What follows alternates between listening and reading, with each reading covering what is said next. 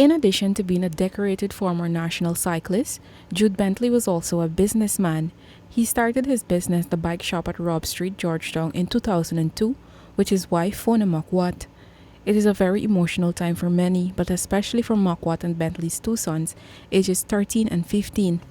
Makwat explained that the support has been overwhelming since his death, and she is satisfied to learn how many lives he touched. This is a really big loss, and Jude has impacted so many people. I didn't even realize how many people. Communities have been touched, and people have just been reaching out to me from all over the world. This is amazing. I can't believe it. I'm so thankful for everyone's support. Makwat explained that she was at home when she heard the news. Bentley was on one of his many training sessions Saturday when he was struck down from behind. One of the youths Bentley was on his way to train Saturday morning called and told her what happened. I don't think that's a call anyone would ever want to receive, and those are words that I will never forget. I will never ever forget that day. I got the call and I just I dropped my phone. I told them that's impossible. There's no way. Jude can't die. I literally said Jude can't die.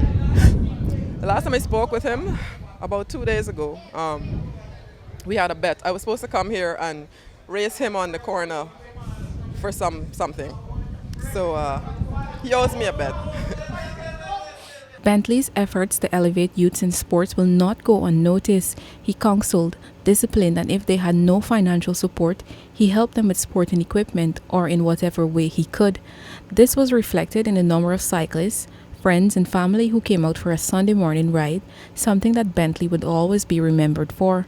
The Solidarity Ride started from Bentley's bike shop and ended at the accident scene. I would share my last story about Jude. Hold on.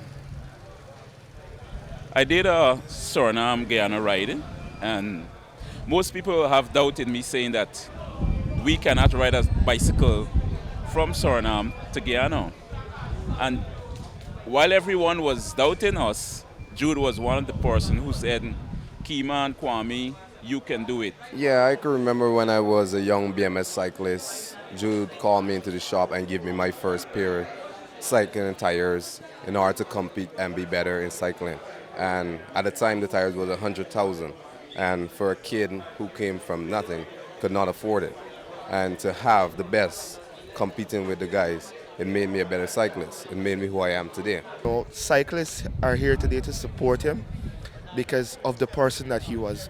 If he wasn't the person that he was, I would personally say he's a national hero to sports, not just cycling. Because if you are a runner and you come and say, "Jude, I ain't running fast enough," he gonna give you an advice how to run fast enough. It didn't have to do anything with, he didn't have to know you, had nothing to do with it. Meanwhile, Rear Admiral, retired and former Chief of Staff of the Guyana Defense Force, Gary Bess, is now hospitalized at the cardiac unit of the Georgetown Public Hospital. Regional Commander Assistant Police Commissioner Edgar Thomas told the newsroom that the 61-year-old complained of chest pains while in police custody at the Kitty Police Station. He was taken to the hospital Sunday morning.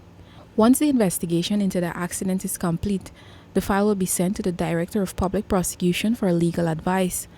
Bess was driving a black motor Jeep PRR 8182 at around 4:30 hours Saturday when he struck down Bentley in the vicinity of the Russian Embassy Torn, killing him on the spot. Police reported that Mr. Bess was over the legal alcohol limit at the time of the accident. Bess reportedly told the police that the cyclist appeared in front of him and he applied brakes when he swerved southwards to avoid a collision, but the right side of his vehicle collided with the cyclist before slamming into a utility pole. Family and friends of Bentley disputed Bess' claims that the cyclist was not wearing reflectors at the time of the accident. Reporting for Newsroom, Isanella Patwo.